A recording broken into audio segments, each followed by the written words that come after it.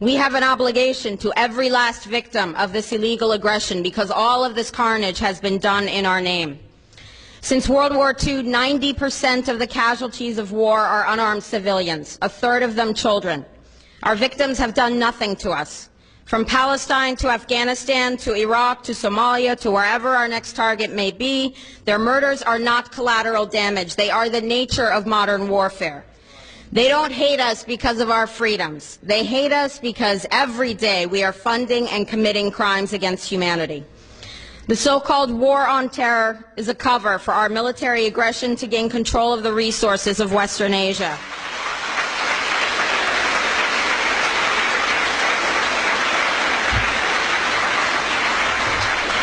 This is sending the poor of this country to kill the poor of those Muslim countries. This is trading blood for oil. This is genocide. And to most of the world, we are the terrorists. In these times, remaining silent on our responsibility to the world and its future is criminal. And in light of our complicity in the supreme crimes against humanity in Iraq and Afghanistan and ongoing violations of the UN Charter and international law, how dare any American criticize the actions of legitimate resistance to illegal occupation?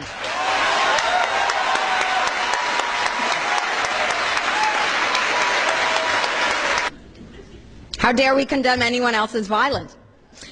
Our so-called enemies in Afghanistan, Iraq, Palestine, our other colonies around the world, and our inner cities here at home are struggling against the oppressive hand of empire, demanding respect for their humanity. They are labeled insurgents or terrorists for resisting rape and pillage by the white establishment, but they are our brothers and sisters in the struggle for justice.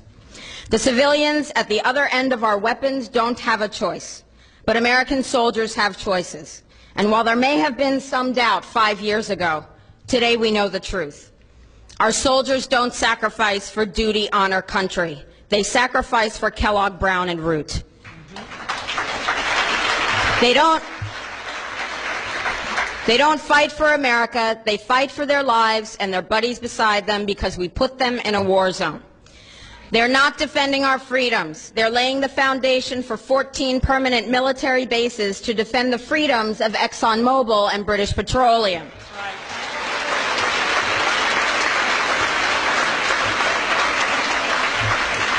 They're not establishing democracy. They're establishing the basis for an economic occupation to continue after the military occupation has ended.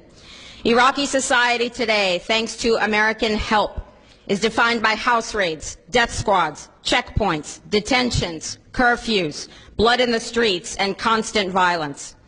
We must dare to speak out in support of the Iraqi people who resist and endure the horrific existence we brought upon them through our bloodthirsty imperial crusade. We must dare to speak out in support of those American war resistors, the real military heroes who uphold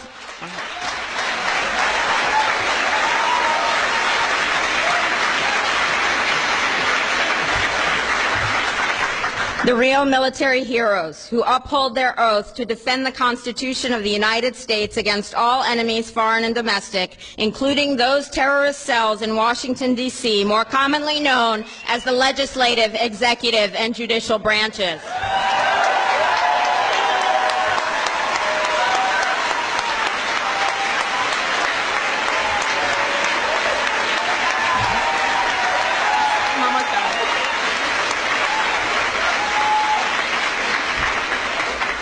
I close with a quote from Frederick Douglass, but if you want more information, please visit my website at liberatethis.com.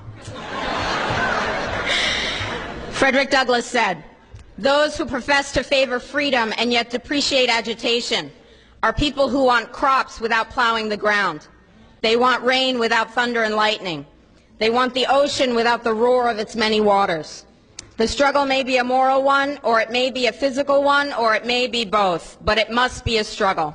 Power concedes nothing without a demand. It never has, and it never will."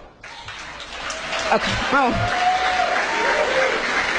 Every one of us must keep demanding, keep fighting, keep thundering, keep plowing, keep speaking, keep struggling until justice is served. No justice, no peace. Thank you very much.